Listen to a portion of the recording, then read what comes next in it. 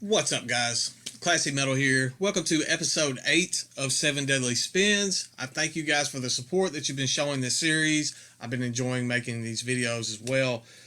Before I get into 7 Deadly Spins, I have 2 giveaways going on my previous video. I am giving away a copy of the newest issue of Morgue Rot magazine. Obviously, this is my personal copy that I've been spending some time with, kind of going through and that type stuff. The one that you'll be receiving is a brand new copy. It's still sealed up in the bag. It comes complete with the bracelet. There's a button in there and some other stuff. So definitely go check that out. I'm also giving away a vinyl copy of Macabra's To the Bone featuring Mark Riddick. Everyone, I think if you're watching this video, you're familiar with Mark Riddick, his artwork, and his stuff with Fetid Zombie. This is on a green splatter. Nice looking vinyl there. So definitely go check out the previous video. It will be linked up in the description, and you can get in on those 2 giveaways that way. A little insight on how I do these 7 Deadly Spins videos. As you know, and I've said before in these videos, the majority of the stuff that I show is stuff that's been out within the past year. Some of the stuff came out in 2019. Some of the stuff has been out a matter of a few days when I actually show it. All of this is stuff that I've had in my collection. Some of these, as I said, I may have only had a few days, but some of these I've had for a few weeks. It is all stuff that I've previously listened to, and I kind of, when I listen to the albums and I get the albums in, I kind of have a special spot where I sit stuff that I actually want to set aside and do in these videos. And I tend to try to mix the genres up a little bit to try to make it a little bit easier on me, because on the day that I do these recordings, before I record, I actually sit down and listen to all 7 releases in succession. And I make little last minute mental notes, little last minute things, write down things and that type stuff. And I try to mix the genres up so I'm just not over saturated with a certain thing. And this was a hard video. I'm not going to lie. This has probably been one of the hardest ones that I've put myself through. And it has nothing against any of the bands that I'm about to mention or show. If anything, it's a testament to their ability and their craftsmanship on their releases. There were 2 Funeral Doom albums in this. There was a black metal release depicting the end of the world, and there was a progressive blackened death metal album that clocked in about 80 minutes. It was a very draining listening experience. It was a very dark experience. Some of the themes and stuff going on in this music could have easily taken my psyche into a very dark place. I had to make a conscious effort to kind of break myself out of that as I was listening, especially as I got farther along in this succession of listening to these albums. Thankfully, I had the mindset to throw like this 80s kind of sounding throwback glam release in the middle to try to break that up a little bit and bring my mind back. But as I was saying, it was a difficult task to undertake on this one, but as I was saying, it's just a testament to the craftsmanship of these musicians and their ability to create something that evokes that type of emotion. Enough about that, enough of that type stuff. I'm just going to get into this and show these albums because they definitely deserve to be mentioned. First one is a band that has been around since the late 80s, but this is their first full-length release. They've had some split-ups, some member changes and that type stuff since the 80s. And as I said, it's 2020, and this is their first full-length release. They've had demos, EPs, and all that. This is Witch's Hammer with their Damnation Is My Salvation full-length. This was released back in April on Nuclear War Now Productions, and I almost slept on this album. It's touted as Canadian speed metal. The speed metal elements are definitely there. It feels more like an old school thrash album to me, and I don't know if it's my taste maturing. I don't know if it's just me getting older. I used to not be able to stand that older thrash sound, that older speed metal. It was something that I passed over quite often. Lately, I've been enjoying it a bit more. And I finally decided to listen to this. I almost slept completely on this album. As I said, it came back in April. When I finally gave it a listen, the first track, Across Azeroth, I was like, well, this is okay. And I almost turned it off. And it went on to track 2, which is entitled Solar Winds. And Solar Winds was the track that kind of sunk its teeth into me, sunk its hooks into me, and completely pulled me in. And I'm so glad it did, because from that track on, it's about 30 minutes of just relentless, old school sounding speed metal, old school sounding thrash metal. And it has these hints of early extreme metal going on in this, that late 80s, early 90s kind of death metal-y beginning stages, that black metal, birthing of black metal sounding that was kind of bleeding over into thrash at the time. You completely get that on this. You can tell that these guys were there for that, and they were able to craft this so well. It has that production sound that sounds like it's coming out of that time period. It's fantastic. It's a nice little gem of an album. I'm glad that I did not continue to sleep on this, and I actually took the time to give this a listen. The guitar work on this is phenomenal. Amazing stuff. The vocals have that throwback sound on it. I enjoy this quite a bit, and I think some of you guys that follow this channel will enjoy it just as I did. The next album that I'm going to show is a black metal band out of New Jersey. I went blank there for a second. Sometimes I have to have my little notes, because otherwise I'm going to go blank. This was the black metal album that I was talking about kind of in the intro to this, that kind of depicts the end of the earth. This is Mortum with the Atlantean Ouroboros. I believe I pronounced that correctly. If I did not, I apologize. This is the third full length from Mortum, but it was actually my introduction to the band, and now I feel obligated to go back and check out some of their earlier material, because this release is phenomenal. Mortum is a 2-person project, and the 2 members of this are able to play off of each other perfectly. That it's like a match made in hell, almost a match made in heaven, a match made in hell. It's black metal, we're saying hell. They are able to play off each other so well. They pull off of each other's strengths and are able to craft something phenomenal on this. I enjoyed this quite a bit more than I was expecting. I'm not going to lie, it was the artwork that originally drew me into this, and that artwork is very fitting for the album itself. This is, when you say raw USBM, you don't really get much of a mindset on that, because at the moment, the current state of US black metal is all over the place. You got atmospherics over here, you got traditional sounding, raw sounding. When you say USBM, the person you're talking to really doesn't get a feel for what the sound of the band is. This is some raw sounding USBM. They're steeped in almost a Scandinavian traditional sound, and I dig that quite a bit. I am very, very, very, very high advocate of this release. As I said, it depicts kind of the downfall of mankind, almost like you get this feeling of a volcano erupting, the oceans and seas boiling and rising, and man dying in fire. The last 2 tracks, Tidal Waves, Dwarf Skyscrapers, and then track 8, Mount Shasta, you kind of get this feel, as I was saying, of just boiling waters rising, the earth dying in fire, and Mortum rising above the smoke, rising above the ashes, floating up towards the cosmos, and kind of reigning supreme. It's definitely the feeling you get from this release, definitely the feeling that I get from this release. Of the 2 members, I have to give a shout out to Ominous, because his riffs on this are quite ominous. That is a perfect name for this guy moving forward in this band. It's 45 minutes of just expertly crafted, traditional sounding, raw USBM. My favorite track on this was track number 5, Catacombs of Archaic Doctrines. So definitely check this one out if you have not done so. Just like the giveaway, all of these releases will be linked up in the description for you guys to check out. Moving on from that, I moved straight into an atmospheric doom / funeral doom / death metal album. And as I was saying, some of these just kind of wreaked havoc on my mental state while going through. This came out in December of 2019 on Transcending Obscurity, which does all out on their kind of foil looking digipacks. This is Oak with their debut full length entitled Lone.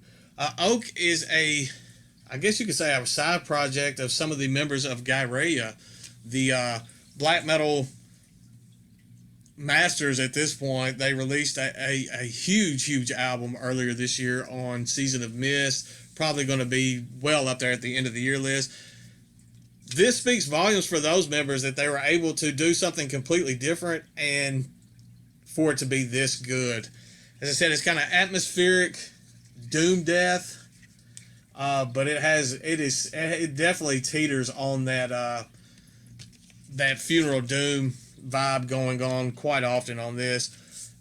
Really good stuff. I think it was track 4. There's only 4 tracks, and it comes in about 50 minutes, 51 minutes, so everything is a long play. I believe the first half, the first 2 tracks of this album are actually the longer 2 tracks, but track 4, Maze, you definitely get that Gyrea feel going on. You can definitely feel that influence. You can tell that these guys are from something like that because they're able to seamlessly transition from that fast-paced. It's a death metal sound going on in this one as opposed to the black metal from Gyrea, but you still get that same overall feeling, and they're able to seamlessly transition into go from that fast-paced death sound, and they just transitioned into funeral doom sound without missing a beat. It's quite amazing how they were able to actually pull that off. As I said, 4 tracks, 51 minutes, and for it to be a debut for this project, it's a pretty solid listen, so definitely check that one out if you have not done so. Next up, this is the one that I'm glad that I threw kind of in the middle of this to kind of mix up the monotony a little bit.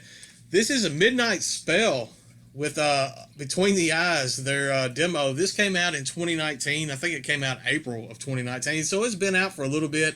It's only 4 tracks long, but this is a fun listen. It has almost a glam sound going on. There we go. It is just an homage, I guess you could say, to the 80s hair metal, glam metal hair day. Let me try that one more time. Heyday, not hair day. I guess it works. But this is fun. This is so much fun. 4 tracks. 2 of those tracks stand out to me. Between the Eyes, the title track, and then track number 3, To the Stars, are the 2 absolute phenomenal tracks on this release. This is a band that I definitely want to see more from now. After hearing this, I am anxiously awaiting more material from them. They are very talented. Just look at that picture. I don't know if my camera's going to focus, but yeah, that right there gives you all the feeling you need for what you're going to get on this release. It's fun. It's well crafted. It's very catchy, and I think some of you guys will really dig that. So definitely go check that one out. Next up, what would a 7 Deadly Spins video be without some just kind of chunky, murky death metal out of America's heartland? So I definitely didn't leave the death metal out on this one. We have Imperial Savagery with Lashing the Feral Swine. This is another one released back in April, I believe. I made a little note. Yeah, came out back in April. So there were excuse me. There were quite a few good releases back in April. This one was released on Horror, Pain, Gore, Death. Little thing, if you followers don't know, HPGD, Horror, Pain, Gore, Death, actually has a grab bag going right now. Hopefully they're not sold out. It's 30 CDs for $30, so I figured I'd give them a little shout out just because their label is featured on this album. So definitely go check out Horror, Pain, Gore, Death. Getting back to the task at hand, we have Imperial Savagery, Lashing of the Feral Swine. This is old school sounding, leaning towards the brutal side of death metal, straight out of Chicago, straight out of the underground. There are members in this from the now defunct band Corpse Vomit. They've been doing this stuff forever now. They are masters at the craft, and this is no different. This is a phenomenal release. Just dark, murky, filthy death metal. I don't know what else to say about it. It's 9 tracks, breaks in about just under 30 minutes. Just fast-paced, brutal, anti-Christian, evil, murky death metal, and it's phenomenal stuff. Definitely check this one out if you have not done so. Moving on, this was definitely the longest release on this list.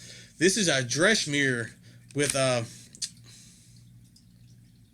the, I can't read it on here. The Fruit of Barren Fields. Sorry, at this point everything just kind of runs together in my head.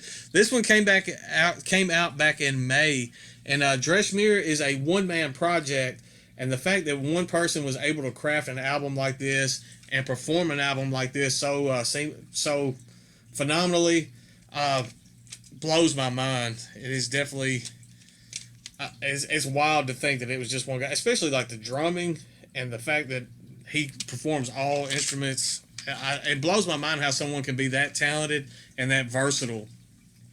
This is progressive blackened death metal. It leans more towards the like progressive death metal feel more than anything else. There are some doom elements. There's even some folky elements going on in this. It's very long structured, long written songs. Some of these songs come in at 15 to 20 minutes. It is it's like 79 minutes total for the playtime on this. It doesn't overstay its welcome. That being that long of an album, you would think it would grow tiresome. It does not do so. It's able to change it up between dissonant and melodic so much and keep your interest. That's definitely a high praise for Dreshmere. I enjoyed it quite a bit. There is a lot of Opethism,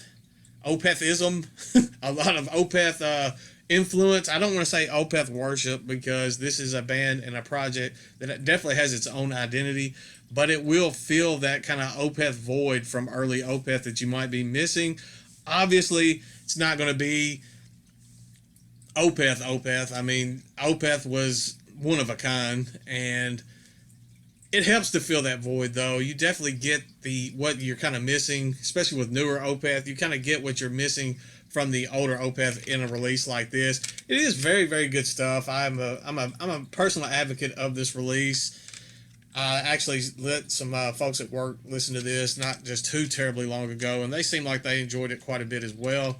Just the Fruit of Barren Fields. It's a concept album, and it has like this concept of a spirit that is conjured and sacrificed every year at winter, and then it leads up to the spirit trying to escape and then banish the earth into ice and death. And it's just something I think you need to check out for your own to kind of follow on.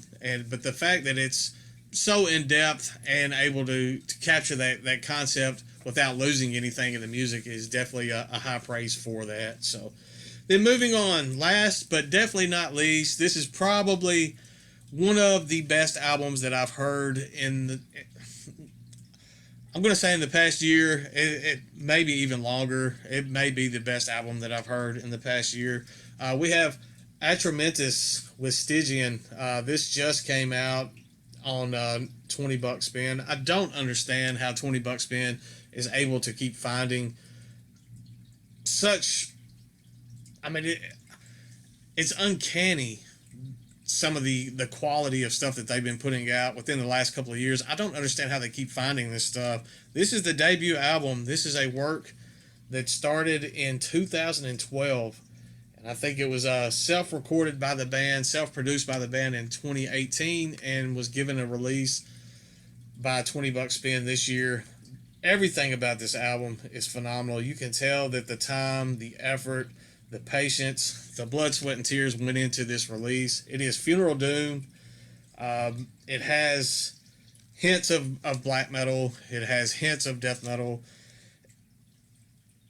It's about as perfect of a funeral doom release as I can imagine there ever being. Everything about this release, from the artwork to just the jewel case, feels heavy. I mean, it's just a standard jewel case, and I don't know if it's just because of the mindset that I'm in because of this album or what, but everything about this just feels heavy and suffocating. This is another album that is a concept album. It tells the story of a wandering knight that was gifted the God sword and gifted the gift of immortality, which sometimes gifts can kind of feel like a curse. And he's had to live through the sun burning out, the earth being covered in ice. Everything that he's ever loved, everything he's ever known is dead. And it's just him drudging through the snow, crunching through as the seasons change. And you have 3 tracks. It's 45 minutes, and each track has its own identity. The last track, which is also the longest track, is probably my favorite. I said it was 45 minutes. It does not feel like a 45-minute album. You sit down and you kind of just get lost in this. You get lost. You get sucked into it. And before you know it, that 45 minutes is over. And it just has you in almost a catatonic state. You're there. You're trying to absorb everything that you've just witnessed and been a part of and listened through. And it's an experience. It's something that you're definitely going to want to set aside for when you can actually listen to it all the way through. Something that you want to be able to kind of ponder on and just think about how you feel after the album is over. That doesn't happen often with releases. Every once in a while in life, you have a release that comes out and it just kind of changes your mindset on music. It changes your mindset on certain genres. I know that like Elder Wind was a band that did that for me one time in the past. This could be one of those albums. Obviously, it's still new. I'm definitely going to spend some more time with this. It's too early to say, hey, this is my favorite album of the year. This is when something that is that new and it's that fresh on the memory. Obviously, you're going to have a higher praise for it, but man, this is one that I could see sticking around in my playlist for quite some time. It is phenomenal. That's all I've got for today. Definitely check this stuff out. As I said, I may seem off, but like that album in particular, along with some of the other stuff, just the way that it hit, just the mindset that it put me in was a little bit different than what I'm usually in while doing these videos. Get in on the Morgue Rot giveaway. That link's in the description. Check this stuff out. If you've already listened to some of this stuff and you've already got this stuff, definitely let me know how you feel in the comments. Please, as always, hit that like, hit that subscribe. That helps this channel out immensely. I thank you guys for everything. That's all I've got for today. Stay classy, stay metal. I will see you all soon, I promise.